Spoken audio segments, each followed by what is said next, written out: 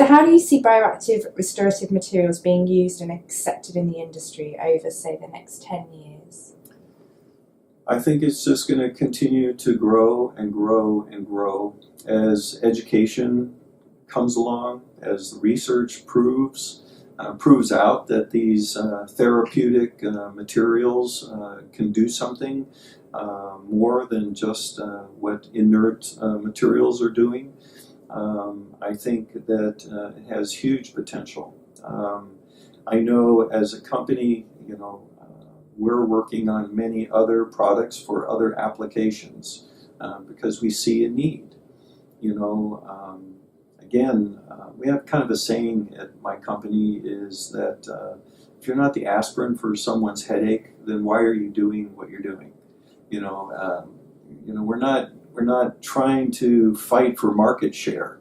The fact that we're maybe getting some market share from other manufacturers is just inconsequential to our mission. Our mission is to solve problems.